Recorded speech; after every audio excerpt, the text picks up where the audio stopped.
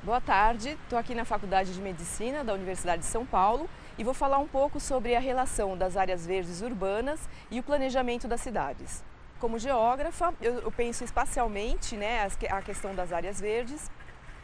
E eu estou aqui numa interface onde diversos profissionais olham para essas áreas com olhares diferentes, né? Então, o olhar que eu posso trazer da geografia, tentando contribuir com essa questão na cidade de São Paulo, é pensar no planejamento das cidades do futuro. Então, daqui 30 anos, a gente sabe, pelas estimativas, que 70% da população do mundo vai estar habitando áreas urbanas. E com isso a gente tem uma oportunidade ímpar de pensar no planejamento dessas áreas urbanas que também vão se expandir em área, né? E que essas novas áreas podem pensar como inserir áreas verdes no seu contexto urbano.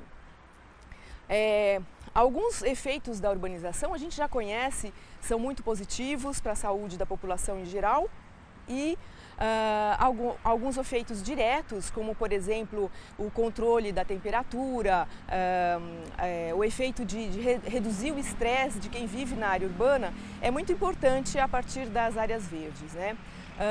Então, pensando também na poluição do ar, no efeito de redução da poluição sonora, a gente pode pensar a cidade de um ponto de vista estratégico para extrair o maior possível benefícios potenciais das áreas verdes na cidade. É claro que eu não posso pensar isso sozinha enquanto geógrafa. A gente precisa do auxílio de botânicos, de ecologistas, que pensem quais as melhores espécies, onde elas poderiam ficar.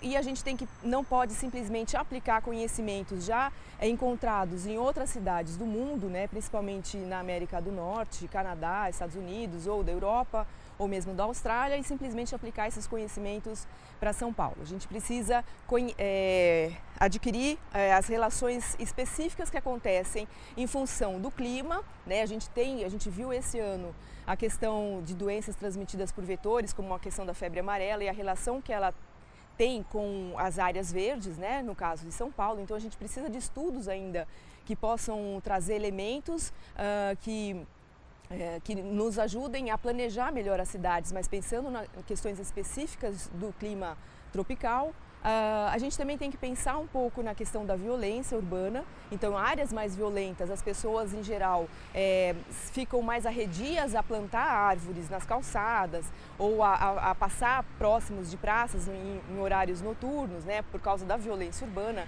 Então, esse também é um aspecto que deve ser considerado e que, em geral, não passa muito nos países de renda alta, né, muito diferente do contexto urbano no Brasil. Do ponto de vista do clima, né, a gente sabe que a vegetação, as áreas verdes, elas têm um impacto, elas têm um poder de ajudar a controlar a temperatura nas áreas urbanas. Então, em estudo recente, nós conseguimos identificar a associação entre mortalidade por acidente vascular cerebral em São Paulo, relacionado à temperatura média do ar. E então a gente já sabe que existe de fato uma associação importante e as áreas verdes então poderiam ser colocadas estrategicamente, tentando usar esse potencial benefício de regular a temperatura do ar na cidade, né? Amenizar as áreas de ilhas de calor, principalmente nas grandes extensões que são pavimentadas, né, asfalto, e então usar o planejamento, esse conhecimento para planejar a expansão das cidades que já existem. Existe também um efeito bastante importante que também a gente conseguiu detectar, é que a associação entre as áreas verdes e a prática de atividade física nos horários de lazer, né? Então, a caminhada no momento de lazer, ela tem uma associação com a proximidade da casa, né, da residência das pessoas, se ela tem uma praça, uma ciclovia ou um parque.